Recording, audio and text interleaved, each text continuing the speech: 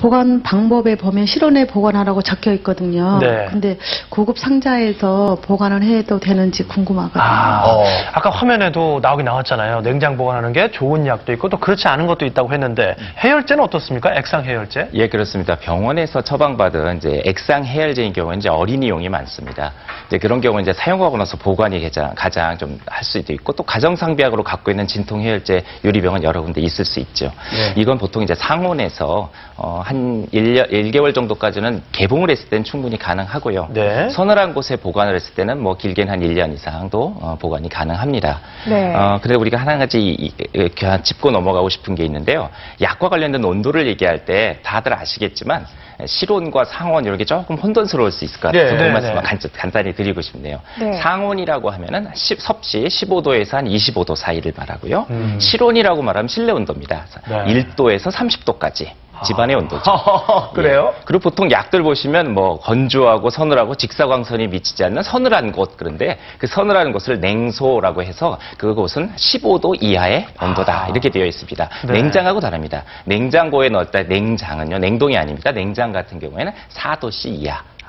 예, 그렇군요. 그렇게 구분을 하고 있습니다. 네, 그럼 대부분 실온 보관이긴 하잖아요. 예, 맞습니다. 네. 그럼 냉장고에 아까 말씀하신 대로 만약에 말씀드린 액상 해열제는 상온에 보관하는 게 좋고요. 15도에서 25도 사이에.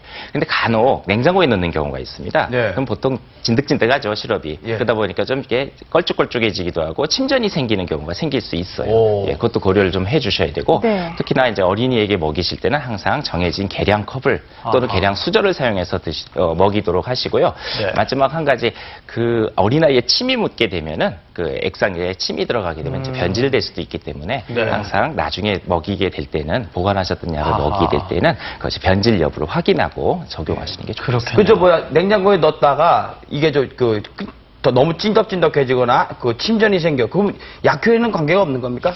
약효에 크게 아까 말씀드린 대로 오랜 기간이 지나지 않았다면 괜찮고요. 잠깐 흔들어서 예. 좀 먹이는 건 괜찮겠고요. 네. 그래서 이제 약병에다가 그 날짜를 좀 써놓으면 나중에 추후에 확인할 때 훨씬 좋겠죠. 그렇겠네요. 처음 개봉해서 보관한 날짜를 써놓으면 좋겠네요. 네. 근데 해열제도 상당히 많아요. 그래서 이제 어떤 해열제를 선택하는 게 과연 효과적일까 이런 궁금증도 생기는데 방 교수님, 해열제를 어떤 종류를 선택하는 게 더 효과적일까요? 예, 해열제 성분도 뭐 여러 가지가 있겠지만요. 복합종의 것보다도 어린이나 집안에서 사용하는 거는 단일 성분의 해열제를 쓰는 게 참 좋겠다고 생각을 네. 합니다.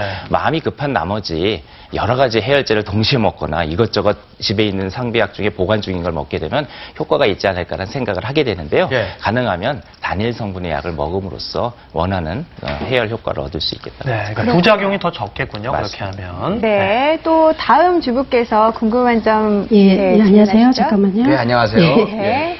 저는 이렇게 마시는 소화제를 마시고 있는데요. 네. 차갑게 먹으면은 속이 시원한 것 같아서 냉장 보관해서 먹고 있거든요. 아하. 그래도 되는지 궁금해서 여쭤보게 되었습니다. 네, 마시는 네. 소화제.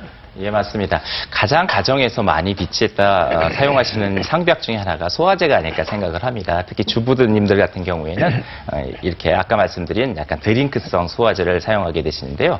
좀 장기 보관을 하다 보니까 자꾸 냉장고에 넣어놓으시는 경우가 생겨요. 근데 아까도 말씀을 드린 바와 같이 떡이나 쌀처럼 우리가 먹는 그런 공유 음식들에 채기가 있거나 더부룩할 경우에 드시게 되는데요. 지금 그 채했다는 것은 사실 위장관의 기능이, 위장의 운동이 좀 정체돼 있다라고 표현을 할 수가 있어요.